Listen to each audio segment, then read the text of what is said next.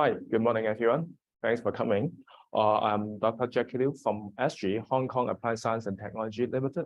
So in short, we are called SG, okay? So today we will talk about some smart city technology. Okay. First of all, let me play a short video to give you a brief introduction about SG. ASTRI's core R&D areas are grouped under 4 technology divisions. In 2021, ASTRI launched one of the world's largest CV2X public road tests in Hong Kong. In mid-2022, the project successfully entered into the second phase. At this stage, public transportation vehicles, maintenance engineering vehicles, mobile application, etc. have also become the targets for testing. The application of 5G has further optimized CV2X system. In addition, we actively cooperate with Shenzhen to develop cross-border CV2X technology in collaboration with the long-term development plan for Shenzhen, Hong Kong. ASTRI is dedicated to R&D of technologies, including 3D integrated circuits, third-generation semiconductor, artificial intelligence, and IoT chips. In November 2021, we won the first prize of State Scientific and Technological Progress Award. In respect of green technologies and sustainable development, we proactively promote the direct current power supply system technology, saving up to 20% on energy loss. Electrical and Mechanical Services Department Headquarters has deployed the first meeting room in Hong Kong using ASTRI's direct current technology. ASTRI has tapped into fintech area to keep abreast of the times, such as federated learning, a technology that protects privacy, the central bank digital currency, CBDC, and digitalization of ESG report, which can effectively drive the growth of economy. Market demand for IoT technology has multiplied in recent years. ASTRI has successfully promoted the science and technology industrialization and industrial artificial intelligence in the areas of remote maintenance, construction technology, and edtech. We have achieved collaboration agreements with 6 local universities, proactively collaborated with universities to effectively commercialize R&D results, and established joint laboratory with Southern University of Science and Technology in Shenzhen, as well as partnered with Vocational Training Council to launch new higher diploma programs on microelectronics and communications technologies. ASTRI endeavors to nurture technology specialists from all over the world to broaden their international vision. ASTRI is awarded innumerable prizes, testifying our years of hard efforts. In the name of linking the mainland and countries of the Belt and Road initiatives, expanding the footprint of INT and economy to fully support the transition of Hong Kong to international INT hub. Okay. So in this short video, ASTRI's core R&D areas are grouped under 4. ASTRI's. Okay. First of all, I want to make sure that I understand correctly, because I saw audience actually are Chinese. Am I right? Chinese? It seems they're all Chinese. So shall I use Cantonese? Oh, okay, that's okay. Then I speak in English. Okay. So what is the smart city in short? In layman terms, if you use a smartphone, that's a smartphone, right? You think about the scale of a city, it really just makes the city smart, like that way. So you can see in the video clip, we have different kind of technology to help the society, which means the city. So our aim is that use the technology and innovation to help Hong Kong to become a better city and provide better value to the citizen. Let me give you a very, very short introduction about what we do. Actually, we have 6 different core technology development area for SG. Smart city is my focus. We also have fintech, is for mostly for the financial institute, and digital health, metaverse, integrated circuit, and intelligent manufacturing. Well, sometimes you will heard about the term smart manufacturing, something like that. And in smart city, we have many technologies and solutions. So there's some highlight about these 6 technologies we have done before. For example, we developed a water saving system to help the water department to save the water leakage, because there were water pipe. Then if you have the flow, and there may be some leakage, and if you don't have the manual check, you don't really notice that. So we have a system to detect it using IoT technology and some analytics to save to prevent the water leakage. And from the video, you already heard that we have a technology called CV2X.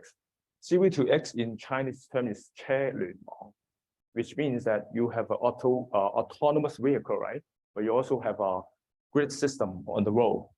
So you make sure that they talk to each other with the road system and every other car. So the whole traffic system will be in a harmonious system, so that we can avoid the problem like a heavy traffic jam or accident. Because if you just have an autonomous car, they don't talk to each other, there will be some blind spot. Okay, we want to have this kind of technology to prevent that kind of incident. And then one more, okay, smart hospital. We have different kind of technology to help the hospitals in Hong Kong to have better services. For example, we have some AI technology to help the pharmacy to trace and make sure the pharmacy management is well in place that to avoid human error. Okay, but I know today we should be very interactive. So I'm going to say that I will skip most of the slides and leave more time for us to have some discussion. Okay, throughout this presentation, I will have 3 fun facts, kind of advertising speaks. Okay, the first fun fact is really not that new. It's called GPS. GPS. I think every one of us using GPS. Maybe you guys, if you're already driving, you always use GPS, right? Or you check your boyfriend, girlfriend, you still use GPS. But most of people, we don't know what is the technology behind GPS. In layman terms, first of all, you need to know light travel in constant speed. Okay, so if you have a satellite system around the globe, then they will send, okay, let me use this diagram. If you have the satellite system around the globe, then you can send the light, right? You broadcast the light, actually you broadcast the light. Then from this long distance, by the time you travel, then you can calculate the time at distance, right? Because light travel in constant speed. This is the first principle we need to know. And this is the hypothesis of special relativity postulated in from Albert Einstein. So if you have a system of the satellite, you collect the time duration, supposedly you can easily calculate the distance from different satellites. So you can do the locationing, right? Okay, let me do it like this. I know how far I'm from you. I know how far I'm from this lady. Then I calculate the distance and the angle. From simple geometry, I will know where am I. Relatively from you guys, right? Very easy. Because this is how it works, right? But in fact, no. Because there are 2 things we need to know. First, the satellite system from the ground actually is very high. You see that it's 20,000 kilometers. It's very long distance. Okay, so very minor detail of the deviation of your calculation makes error. Okay, there are 2 kinds of errors we need to know. First, light travel in straight line, right? Okay, but the satellite is moving in very high speed. In a very high speed moving object, the time it wants actually slow down. This is special relativity. Maybe you heard about this. Have you heard about this? Time runs slowly. So if I run that way, my time runs slower than you. Relative to me, your time runs relatively slower. That minor detail matters in GPS system. You make your calculation errors. Okay, this is the first problem. Another problem is that still using Einstein's invention. Einstein's theory of general relativity is even more profound and sometimes very crazy, is that the space-time actually is not flat. That means when I calculate this number from you and you and you, I have an assumption. This is the same distance, same distance. I use the same, how to say, the ruler. But actually, in the real world, they are not the same, because the satellite is running around from here. right? It has a different gravitational field from the ground. If you heard physics from Newton's gravitational law, okay, the gravitational attraction in the ground is actually higher than here. So if you move the object away from the Earth, in some sense, it doesn't feel the gravity anymore because it's too far, right? Because of that, the space and time also get curved. This is what we call curved space-time. Okay, like this, where compared to a flat sheet. So I had to calculate in terms of these two factors. Otherwise, every calculation you did based on simple geometry or Newtonian gravity, the calculation is wrong. After just few minutes or few hours, then your GPS calculation goes wrong like a meter or kilometers. So you cannot do the location anymore. So in fact, every GPS we are using, we have to thank Einstein because he went through theory of relativity. So it seems very, why I think this is fun fact, because in almost over 100 years ago, even you ask Albert Einstein, what invention that kind of theory can lead to, I doubt he will know some days we're using GPS. But just less than 100 years, we've actually used that kind of crazy theory put into our cell phone. So we're all using GPS now.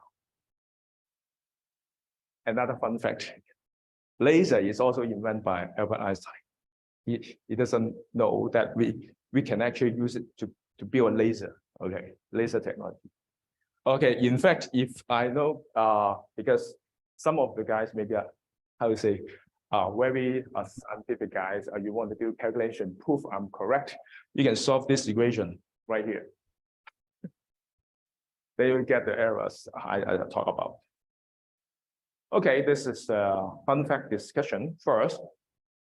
Okay, I think I already explained why I spent 3 minutes to explain the principle and the calculation behind, because this big question I want you guys to have discussion and think about it in a few minutes. Let's say you now know what existing GPS, how it works, right? Think about it in a few minutes. If you need to invent a new GPS system, okay, how to improve it? Okay, how to improve it? Second question is, if we use that GPS system to deploy in other planetary system, not in the Earth, on Earth, maybe Moon, Mars, then what adjustment we need to make? What's the difference? Okay, I give a hint. You cannot use the same calculation if you do the things on Earth. Okay. The third question, okay, is more like S3 question. Let's say you are the researcher of S3 and you already invent a new GPS system and you can use in different planetary system, okay? How to commercialize this, in short, how to make money from this, okay? And why it leads to success for smart city. So I want to pause here, give you guys 5 minutes or 3 minutes. How long you need? 3 minutes? 3 minutes? Or online people, how many minutes you need? You can Google now. If you have time to Google this kind of question or using ChatGPT, let's see what answer it gives you. Let's say 3 minutes, okay? You can come out, use my mic. Just all right. So for the ones online that couldn't hear me before, we were discussing about deploying GPS to other planets. The main thing to solve would be the different gravitational forces, right? Because then you would have different speed lights, and also the speed of satellites around the planet, which would be different because of the different size, I'm gonna guess. Yes, yes. In terms of commercializing a new GPS, I'm not too sure because I'm not super strong on the technicalities of a GPS, right? But I guess the most important part is the precision of it. And so I was talking about the way we have 5G antennas now. Is that something that would allow us to have like more precise GPS, or is it unrelated? Use case, can you name some use case you can think of? Use case. For 5G, for GPS? Yeah, for the new GPS you just invented. Oh, What could we have You already tell me you can use in other planet. in other planets? What's the use case? Maybe to get the nearest oxygen plant so that you don't die out there. Something like that. Yeah. Yes, good. I think so. Yeah, good question. Good answers. Anything to add? You. Smart. I think I want to address the third question is that if I want to commercialize the GPS, what's my plan? Because for the second question, you mentioned something about the Mars. So maybe we can give the idea to Elon Musk. He has ideas to Mars. So therefore, like collaborate with some big company and also with the people with the same mindset of us is the best way to promote the idea. Because if you just have an idea, but there is no person like appreciating the idea or try to make it in a commercialized way or having experience in this kind of field. So it will always be in the research field, but never approach the public. Yes. Yes. Thank you. Wow. Anything else? I'm quite surprised. Well, in these few minutes, you guys really learn how it works and how to improve it, and even selling to Elon Musk. Okay, it will be billions US dollars. First of all, the assumption that the gravitational field and speed in this satellite running speed in other planet system is different than the one on Earth is correct. So you have to insert a new parameter from your system. Okay, that's correct. I'm not quite sure how you justify the improvement, how you do the improvement, but I'm saying that you said you will use different parameters to put on the GPS to make it better. Okay. For the commercialized part, I think it's really good example because Elon Musk want to go to Mars. We always want to go to Mars. Okay. If you have problem location yourself on Mars, no one can save you, right? So locationing system on Mars is really critical. Certainly they have different kind of locationing system, for sure. But if you have a very good and new technology to have an advanced GPS, it helps us a lot. Thank you. So now come back to more realistic nowadays technology. So first of all, we have different technology to help different aspects. For example, the green technology, water saving I just mentioned, because actually humankind overuse a lot of natural resources. So energy saving, resource saving is very critical. So a little small device to save the world really matters. Another energy saving system, resource saving system is an energy saving system. We invented DC technologies because most of the energy grid system nowadays is through AC. Actually, if we convert some part of the grid system or fragment of the grid system to DC system, we prove it save energy. Actually save almost 20%. Okay, to save money because you pay less. Okay, another technology another example I want to say is what is smart city? You heard, actually, unfortunately, I also heard the same news happen again this morning. A tree fall down. I just heard the radio this morning. It happens, okay. I don't want a government official on the list, but that's the problem. It happens. Okay, how to avoid it? Okay, the problem because the tree fall down is because no one looks after it, because there's so many trees. Okay, we don't have enough manpower to cover all the. Oh, actually, that's a number. Okay, we don't have all the people to cover over 1.7 million of the trees. Okay, there's so many trees. So how many people we are going to manage this? Just few guys.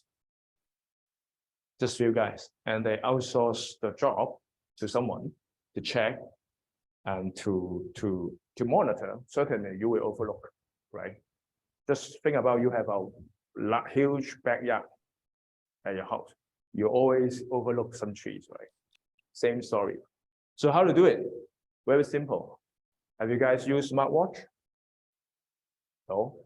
Why smartwatch? Everybody see, Maggie is brilliant. Smartwatch is very common. So how it works? It's just a watch, right? But it monitor your health status and sync with your smartphone and do the analysis in the phone or on the cloud, and then give you alert. Okay, when you do very intense exercise, it warn you, maybe you overdo it, something like that. So the same theory, we can build, actually we are building it. We are building this kind of wings like smartphone, smart bell for the tree. You hang a smart bell over there, and then you use acoustic technology to scan through the inner section of the tree, and then you determine the healthiness. Okay, certainly the method is different from measuring the health on human, but there's a theory and there's a practical calculation method that we can calculate how healthy the tree is. Once you know how healthy it is, it will tell you the probability or the likelihood it falls. Then we can prevent even before it's falling. Okay, so accident happen every day. Like Hong Kong, there's a lot of cars, and especially in PolyHack, you always look at the roads around you. There's so many cars, so many traffic jams, and there will be accident. It happens regularly. So this is why we invent CV2X, because we know autonomous vehicle is the future. Everyone will be driving autonomous vehicle. But if you just use autonomous vehicle on the road, they don't talk each other, and they don't talk with the traffic light and the grid system. Okay, I mean the traffic grid system. That's a problem, because the reaction time you need to driving in Hong Kong is extremely short. Okay, so this is why we don't recommend a too aged person or unhealthy person drive, because you really need to stay alert in the drive. But you use the autonomous vehicle, probably just sleeping, right? Let the car handle the situation. Then that's a problem, because the car by itself, they don't have the access to the road system.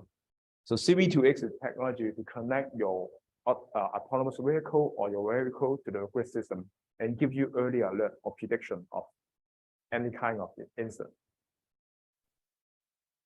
Another thing is child safety monitoring that we heard, but this is more fun because you can see the video. Okay, so what is child abuse? Because you may heard in the news some unfortunate things, event happened because some elderlies or baby are not taken care correctly, properly, or even get kicked, something like that. So that's an action we can monitor, right? But we don't want to set up all the camera to monitor all people, because this is it will imply some problem about privacy. Okay, so as you have a technology like this, what we call is a privacy preserving sensing. It's not regular camera, it's another kind of camera system, but it's very difficult to explain because it takes half hour to just explain how it works. But what you can give, oh, sorry, it stopped. You can see the people moving around, right? But you don't see their face. Okay, the technology is just to monitor the difference of the photon intensity. In other words, it means if you change, I can see. If you stay still, I have less intensity to see it. So by that kind of simple technology, we can mask out all the sensitive information, but I can still look at your body movement. So I can use the AI in the back end to calculate or predict the likelihood of what you are doing.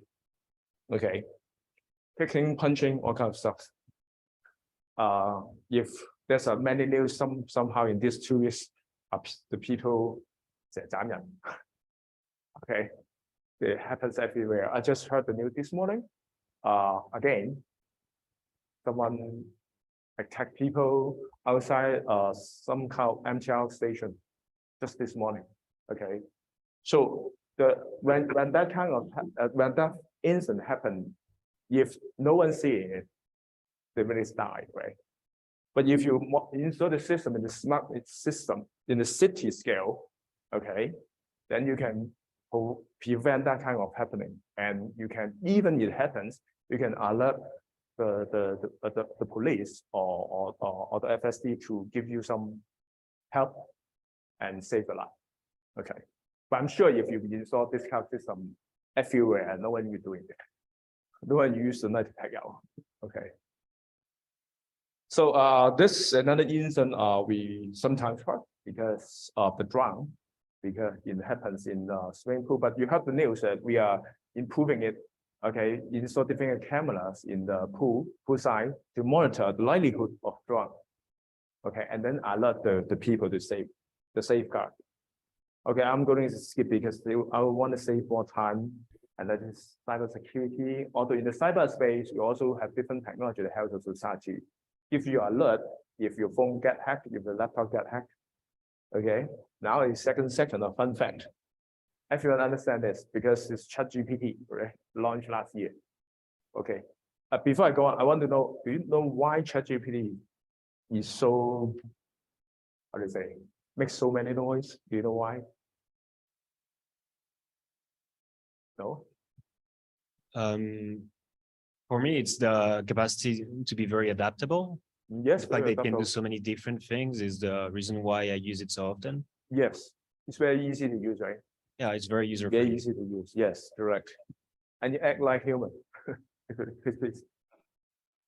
You want to say, please? It's very effective for human work, and it low the workflow for the human, and he can code, he can writing essays, so it's very convenient. Yes, many use case, right? I think there are so much noise about ChatGPT. People worry that it will replace the job of human. Mostly people worry about that. Of Yes. course, the benefit, if you use it, you will know the benefits, but people worry about long-term, the future, whether their career will be affected and how to like so-called survive in the work field. Because if you don't know AI, maybe there's a high chance for you to be eliminated. Yes, Yeah. yes. But if you're working in S3, you don't worry about it because we are doing the ChatGPT things.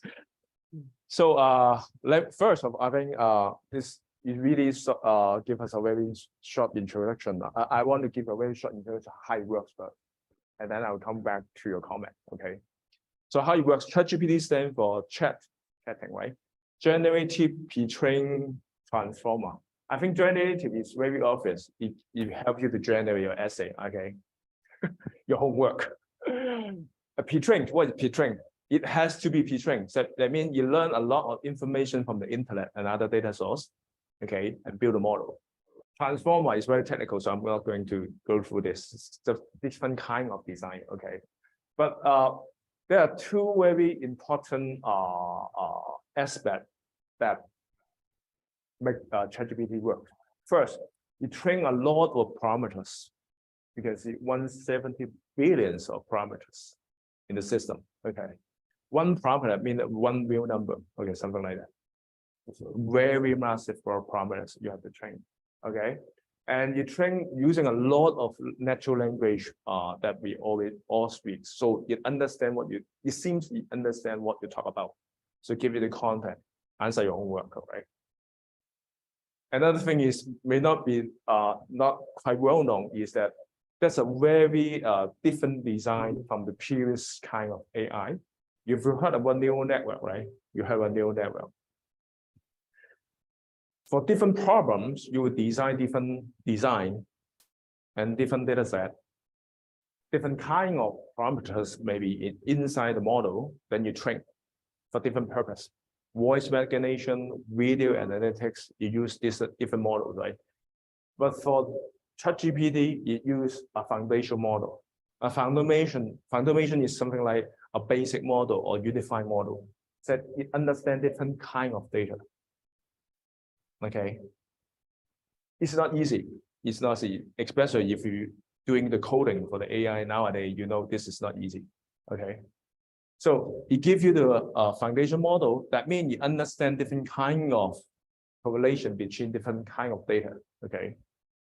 It turns out it gives you a lot of use case, as you said, right? Homework, my essay, answer our email, flick around with different music, okay, generate different contents, even write songs.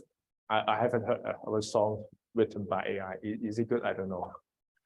And similar to chat room setting, similar to chat room, I play games, simple games, okay. So so all the comments you just mentioned are actually correct, okay. And I think the first comment, you said the first comment about how very easy, right? I would, yeah, very easy because you just speak naturally. You don't have to program it. Just speak naturally. It gives you the answer. Very easy. Everyone using WhatsApp right now, right? Just say the same. Okay. But there's a limitation. There's a limitation. First of all, sometimes it gives you nonsense answer. Okay. I try to input. Oh, by the way, my PhD. Okay. So when I talk about gender relativity. Okay, I tried to type a short question to ChatGPT to ask him to write me a short abstract, okay, and about some theory of gravity. Okay, he give me some nonsense. So it means the second problem actually is the first problem also. So the second problem is the data, because it's pre-trained, it doesn't evolve, right? You had that kind of knowledge back to 2021 in ChatGPT 3. Okay, so as long as you trained, then the basic parameters are fixed.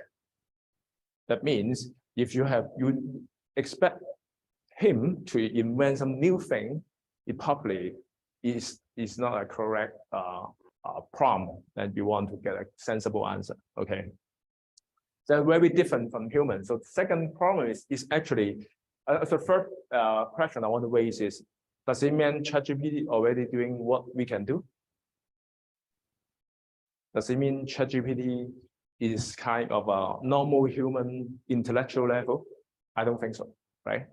But someone say yes, because it seems the response is very natural.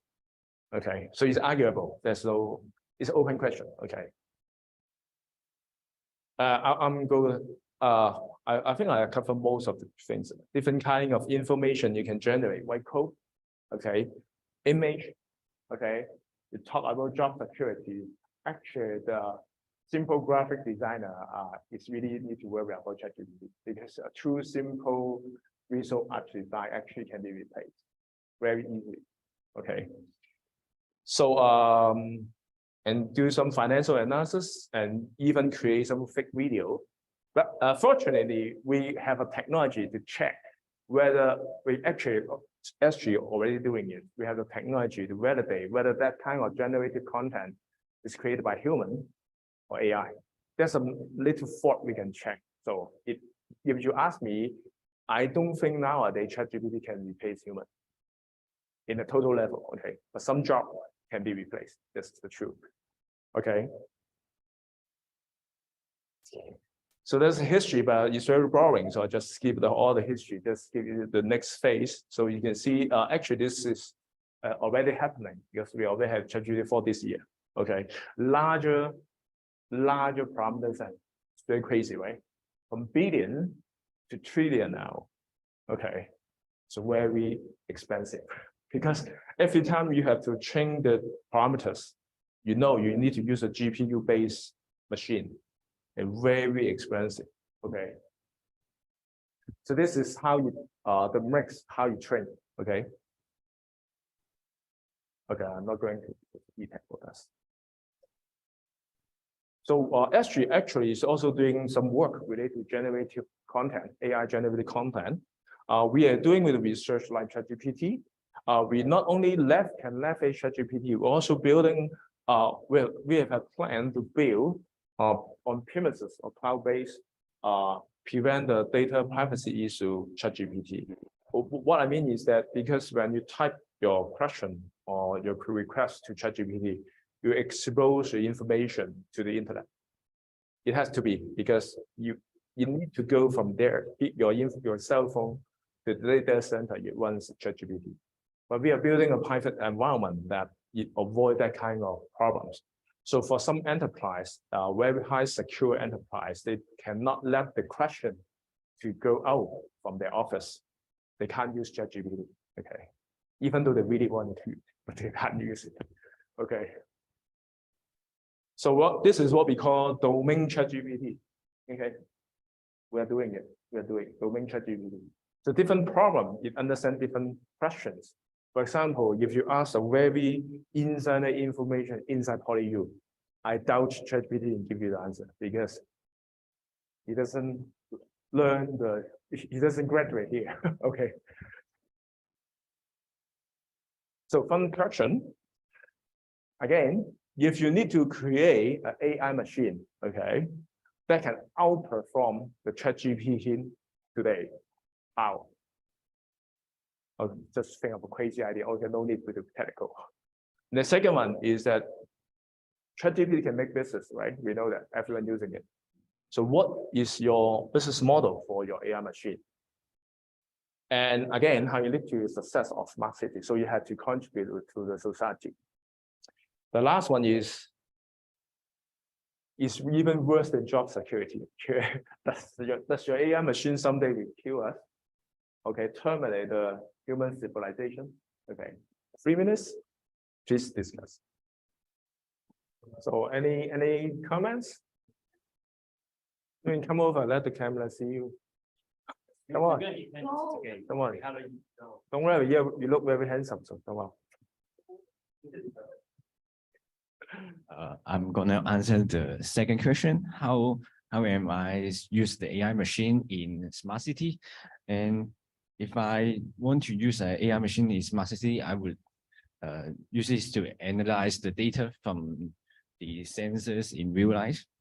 For example, if I want to decrease the crime, so we can analyze the record of the person. Does he crime before? So we can judge the analyze the danger, how dangerous he is. So from it, we can decrease the crime and from the city and let the city be better. Good. That's actually what we are doing. That's actually what we are doing. Any? Yes, we are doing this. We are doing this. I think I will also want to address the second question, like how to lead to the city success of smart city. I think awareness of the topic is also important because for the technology that you have just mentioned, like so many of them, I think is very useful. But if you like try to push it in the city, then people will have like result in backfire, but like, oh, we're invading my privacy, things like this. So I think we have to make sure they understand the technology of it. Like it won't invade your privacy, but it will just observe your movement and then try to solve it. And I think like the technology for observing the movement is useful in school environments, like for fighting and punching, like for some country, bullying in school is a very serious problem, but it's really hard to notice it. So with the use of technology, I think we can install the technology in the like stairs, some really private space to see if there is any like bullying behavior occurring there. Yes. Thank you. Anything to add? You probably answered the third question. Yeah. So as we were discussing, I think one of the main things that's going to happen with AI that's important is the point where it's not only a chatbot, but it also becomes something that's linked to hardware and has an actual influence on the real world outside of us, right? When that comes, we're going to have a lot of barriers in terms of human civilization. I don't think AI is going to destroy all of us at any point, but there's definitely some mistakes that are going to be made at some point, and we need to look out for this. The good thing is I know the guy, the CEO of ChatGPT, of OpenAI, went in front of Congress, I think a week ago or something, and he actually addressed Congress and asked them to come up with legislations on ChatGPT and other AI things so that it doesn't get out of hand. So I'm hopeful. We won't get destroyed. Optimistic. Yeah. Okay, thank you. So any comment online? Let's see. Nope. Okay, so let me give my comment. Okay, there's no definite answer. Okay, first of all, no one answer the first question, right? Actually, very easy. The trick is it use trillions of parameters. You just say I use 10 trillion, 100 trillion, 1,000 trillions, trillion. No one going to challenge you, so you improve ChatGPT. It's a logical extension, very easy, right? But is that something it works? Okay, I'll just say it might work. Okay, so the how to use this to help the society? Yes, actually, you can prevent the crime, analyze the behavior online and offline. Okay, this is what actually we are doing it. We're doing it. SG is helping different departments to doing this. So it happens now. Okay, and the stair sensor, you mentioned stair sensor, right? Stair sensor. Yeah, something like that. It's actually part of GPT that you can think about, because currently it's just a chatbot. If you connect all the IoT information on the sensor, let's say the ChatGPT can understand that kind of data, it actually can do more work. So it makes sense. It makes sense. Okay. I think people doing that kind of research right now. So last question is very interesting. Will it destroy humanities? And as you just mentioned that we have different kind of method, okay, or the community trying to prevent that kind of thing to happen.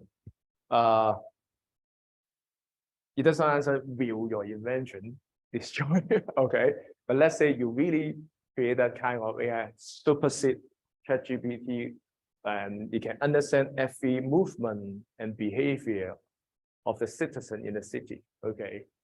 If you ask me, if that AI can be smarter like human, just like you and me, but it doesn't have to be smarter, just the same level, but it accesses all information in the city. It definitely can harm human race, right? You don't access every information. No one accesses every information, but it accesses every information. Even in the same IQ level, I think it can harm human being. Okay, and the problem is nowadays there's many parameters we generate from the model, right? A trillion of parameters. We don't understand what's that. If you pick out individual parameter to say why this parameter is 2.3, it's very difficult to analyze. So in some sense, we really don't know how it works inside its brain. So that's the problem. Because if you don't understand why you think that way, you can't control it. Because it can lie to you and trick you. It's real flat, right? So I'm saying it's real flat. Okay, let's continue before the world is destroyed. So smart work, smart hospital, smart work, okay, very easy. As I mentioned, we have different kind of technology already deployed in the hospital to help different kind of problem in the hospital. But I'm not going to go through all this because I want to save more time for the last section. So construction safety, how to prevent the accident in the construction site, using the system to detect the machine is running and people walk around, detect the likelihood of the incident. Okay, this is very low and relatively low, and it's different kind of optic system that you can use different transportation infrastructure. Okay, give you an analysis of the situation of the road. Okay, this is some kind of thing relate to the ChatGPT. Is a generated AI. You just tell me in short few language, a few words, and generate the picture for you. I generate the visual art for you. So this is what I'm saying, that if you are going to graduate from the visual design department, you need to be more creative than AI. Okay, metaverse, metaverse is growing. But metaverse, it doesn't mean just going to the virtual world. It's more than that. Okay. I'm going to use more picture like this. Okay. In the virtual space, you have virtual asset. So we heard about NFT, right? Virtual asset. And then you have blockchain linked NFT. Okay. And different kind of digital identity, because you go into the virtual world, you can use different identity. Okay. And you use AR, the technology also consists of AR glasses. So you wear AR glasses, put the virtual image and the physical image in the same in your eyes, then you can do different kind of work. And we all have the practical application from SG. This is another technology we talk about. We use the AI glass to help to do the pharmacy management. Okay. Because people make mistakes. So ChatGPT makes mistake is okay because people also make mistake. This is, let me see if I can play this. Okay, this is the generic, this is the person, okay? Good afternoon, ladies and gentlemen. Welcome to the Hong Kong Applied Science and Technology Research Institute, ASTRI. So this is a first version. 香港應用科技研究院致力為客戶開創嶄新且適合商品化的科技，協助產業在蓬勃的科技市場找緊商機。So easy two person speak English, Chinese, they're all generated. So I think pretty sure that someday if you go to look at the Instagram, there's a lot of video clips. If you ask me, I highly doubt all of them are actual human now. So you say, oh, this girl is gorgeous. Think about it. Maybe this is not even a girl. Good afternoon, ladies and 香港應 gentlemen. 用科技 Welcome. Okay. So what is the actual application in metaverse from SG point of view? There's tons of applications. For example, we already deployed some system to use the AR glass to do the inspection. If you open, if you look at any machine, you want to do some maintenance. You have that. You need some knowledge about how it works, right? You find the engine here, or you open a laptop, you know the CPU right there, right? You need that kind of information. P-change, you have to P-change. So I understand the circuit board. I understand how it works on the for the engine, right? But currently we have the AR glass to help you identify different kind of component. In the same glass, tell you the instruction and guide how to do that kind of maintenance work. It's just if your car broke down, you open it, you want to do some maintenance, but you don't understand how it works. You put on the glass, connect a remote assistant, the AI can identify different components to check around and solve the problem, even you don't know how to do it in the first place. Because I wear the AI glass, it tell me what to do. All I need to do is just use my hand to do the actual work. Okay, this is the same. We deploy the system to some data center. Okay, to help the engine.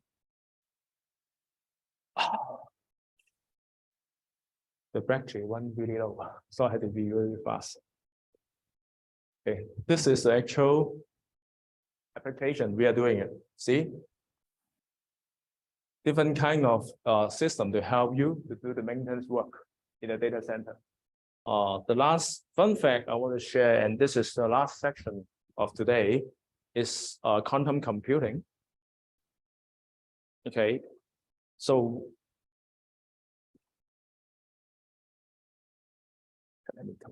what is quantum computing? Any guys heard about quantum computing? No? What I know is a new way to create computers. They're not necessarily useful for individuals, but they rely on quantum entanglement to make some mathematics. Yes. They solve multiple problems at the same time. Yes, correct. So they're faster because of yes.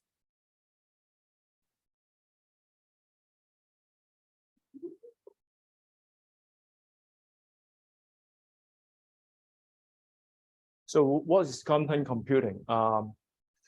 It's actually very interesting and new research area. Okay, first of all, you certainly use the physics of quantum physics. So what is quantum physics? Quantum physics is something related to atomic world, because in the atomic world, the physics is different than our normal life. I think you probably watched the movie Ant-Man, right? Ant-Man, Ant-Man, right? You shrink the size to very small. In the movie, it said it gets into the quantum realm, something like that, right? Because a trajectory of a particle in a normal case, when it's straightforward, right?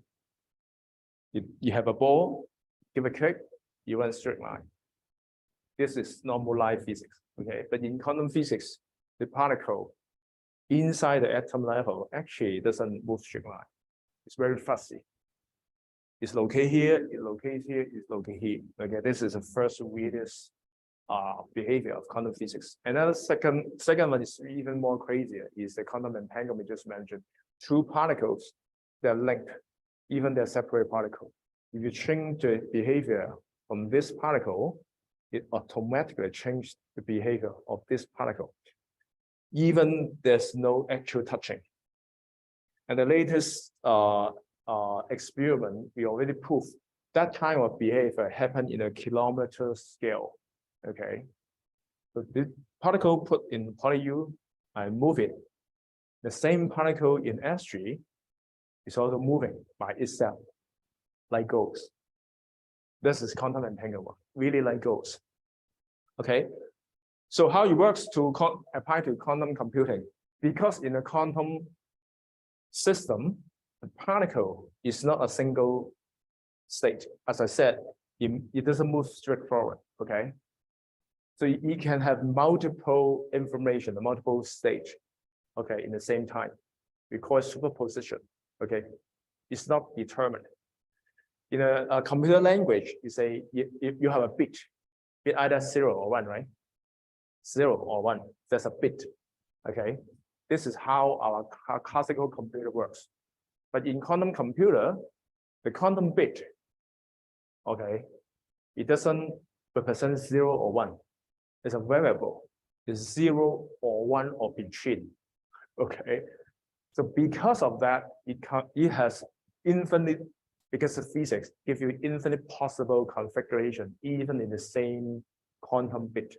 So you can solve a problem at the same time because it represents different parameters at the same time.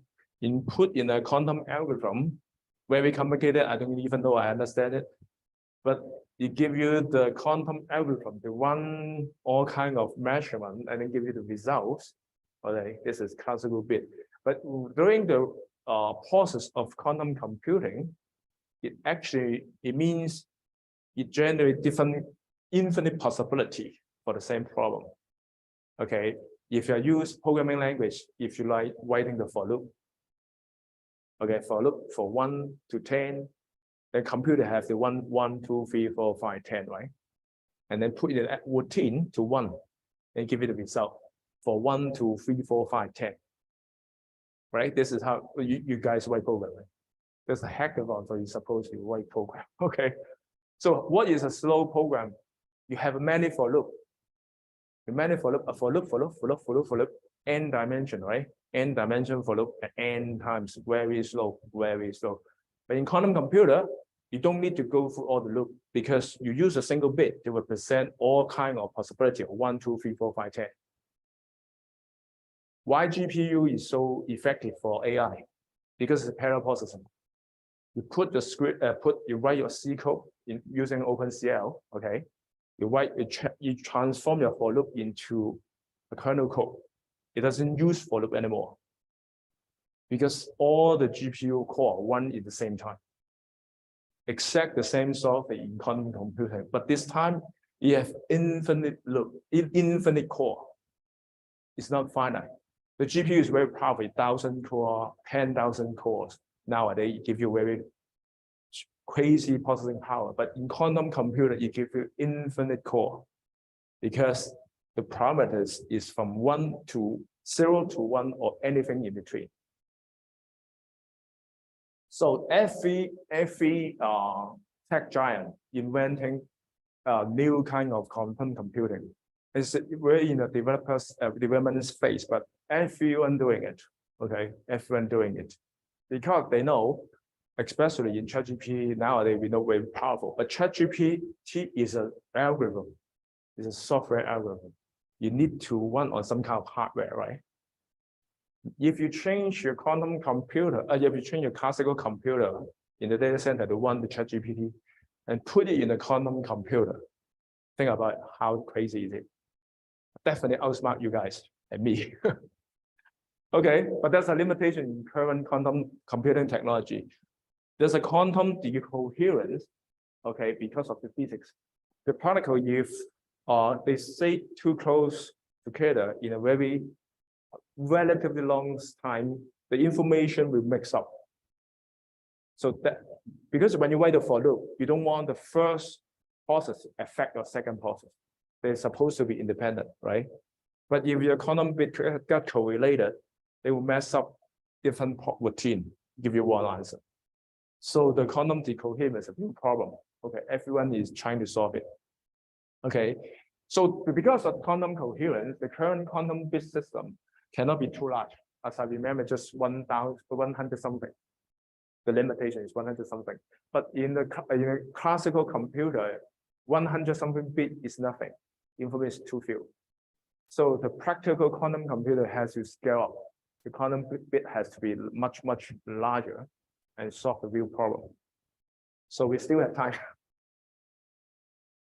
Okay, and last, actually, I have the question here, but because the slide is not there, I'm just going to say it, okay?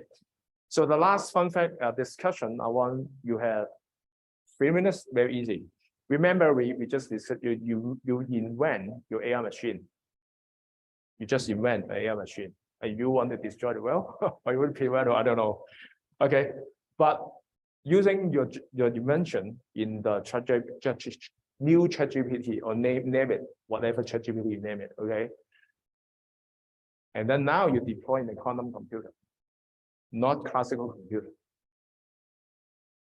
So it actually destroys us, okay? It will destroy us. How? In what way? My question, I assume it destroys us. How?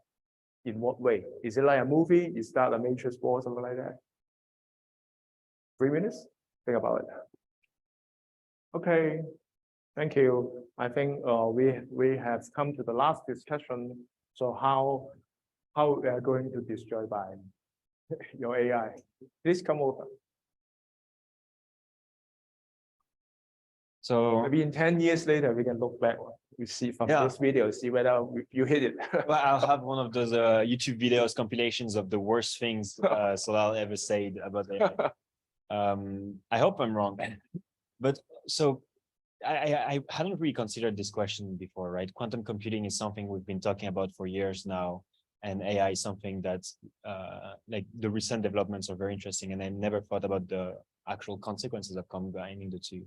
My main concern with it is that right now ChatGPT is only as good as what our best mega computers allow it to do and how much training time we have for it. If we have an AI that first of all has access to all of the information that it has and can develop itself further than any normal human could in a normal lifetime, then it's going to be better at most things than us. And we will see this as a way for us to ask advice to the AI. And as we ask for more advice, it gives us good advice because it's practical and things like this, we're going to lose this capacity to reflect critically on what it's providing us. So for me, if AI destroys us, it's not because AI is going to try to destroy us, it's because we are going to take the easy way out and always ask the AI what to do. And then even if the humanity survive, if none of us is making decisions, I don't know if it's really, an ideal scenario. Yes, I think I really agree that. I can do a PhD in physics. Yeah. Okay. Yeah, I really agree that. Any other thought? Thank you. I agree what he just said. If we fully rely on AI, like without any critical thinking, then AI will take over the world. So, but the problem is because AI is becoming smarter than us. So even though we will try to like convince ourselves, oh, we cannot rely on AI so much, but the reality is AI is doing much smarter than us. So therefore people will go towards it. And I think the way how like AI try to destroy the world is by spreading false information. Like if it enters the politics or in a medical field, so it will destroy the world. Like currently we can see some examples like AI generate some image, but it is for fun, like at this stage, like a meme. But if it try to like do it in a political way, then it will be dangerous. Yes. And last thought? Well, okay, thanks. So I think both comments are very realistic, in fact, because in fact, even before ChatGPT, I saw there's a lot of computer tools to help people do the job, and people actually getting lazy. If you go to the restaurant, you can see nowadays you use the QR code to do the ordering. You may wonder why I still need the waiter or waitress. Just collect my dish, and the robot is coming over and collect my dish. Okay, without any human saying hello, why I need a waiter waitress, right? But the waiter waitress actually is still there. Do you know what they're doing? Yes, but how many people you need? Just one guy. You don't need too much, right? And the other guys go to do other jobs, right? But you still need that guy, one guy. But if you have a very smart AI to help to do the monitoring, do you still need that guy? No. But because of job security, he will say, yeah, I'm going to monitor that AI to monitor the people to keep my job. I'm going to monitor the AI to monitor the people. But what actually he's trying to do, maybe just playing around with the phone. Because the AI is so reliable, you do all the job and monitoring all the restaurant. This guy is going to be lazy. Just like you say, we want an easy way out. Okay. But still some people will be smart. They persist to use critical thinking rather than believe whatever generative AI gives you the content, right? That's another problem. If the AI is even smarter than us, it gives you answers very reliable. Even a critical thinker will get fooled around. Trust it.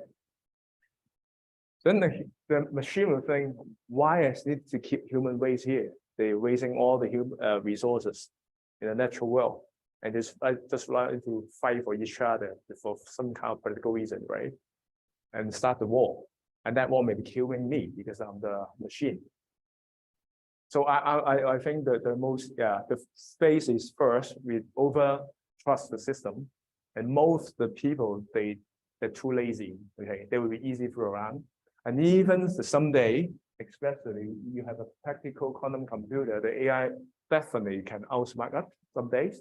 Okay, I mean it happened in a few decades, I don't know, and then the carrier he will plan something that can throw us around. Okay, even the government official. Then this is how you take over the world. Okay.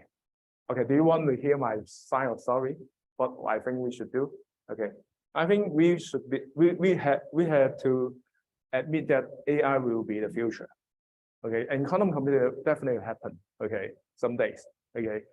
So my suggestion is all of us keep the critical thinking. Don't over trust the system. Need to think some kind of preventive measure and create another tool to protect this. And in the same time, we have to evolve with the machine together. We can't avoid this. Once we become the same species, there's no who kill who, right?